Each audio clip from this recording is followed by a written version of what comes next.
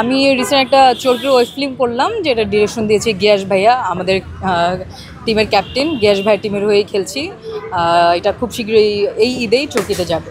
ভালো কাজ করছি এটা শুনতে তো অবশ্যই ভালো লাগে, বাট আমার কাছে একটা জিনিস মনে হয় যে ধরুন আমার কোনো মুভি রিলিজ হয়েছে, আমার কোনো ফিল্ম রিলিজ হয়েছে, সো ক্রিটিক্সের কাছে আমার কাছে মনে হয় যে ক্রিটিক্স আমার ভালো খারাপ দুইটাই বলুক, যেন মানে আমার খারাপটা বললেও সেটা থেকে আমি শিখতে পারি যে হ্যাঁ আচ্ছা এই জিনিসটা আমার ঠিক করতে হবে, এই জিনিসটা এইভাবে করতে হবে। সো শুধু ভালো শুনতেই ভালো লাগে এমন না, খারাপটা শুনলেও খারাপটা থেকে শিক্ষা গ্রহণ করতে ভালো লাগে। আমার হচ্ছে আর্লি যে মিডিয়াতে আসা, আমার এইচএসসি দেওয়ার আগে মিডিয়াতে আসা।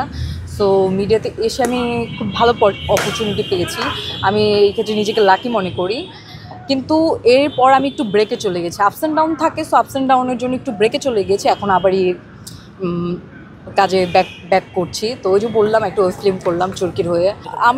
আমার খুব র ক্যারেক্টার প্লে করতে ভালো লাগে, লাইক যেখানে মেকআপ টেকআপ করা লাগবে না, আমি সিম্পলভাবে আসতে পারবো, এত হেয়ার টেয়ার করিয়ে, মানে মেয়েদের যে ঝামেলাটা হয় যে একদম চুল টুল সেট করিয়ে করতে আসতে হবে, এর থেকে না আমার মনে হয় খুব র ক্যারেক্টার, যেখানে মানে অভিনয়টাকে প্রায়োরিটি দেওয়া হবে, অভিনয় করতে পারবো, ওই টাইপ ক্যারেক্টারগুলো আমার ভালো লাগে। সবাই কাজ করার সুযোগ পাচ্ছে।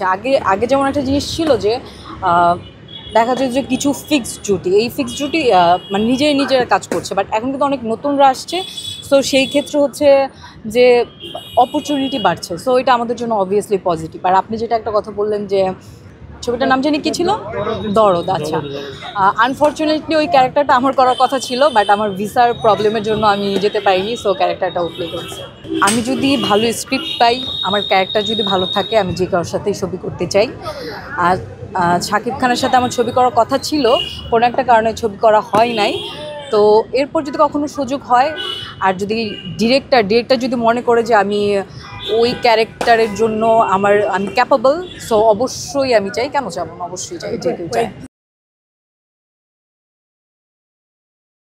দেশ জুড়ে তোলপাড়, ওয়ালটন ফ্রিজ কিনে হতে পারেন মিলেনিয়ার।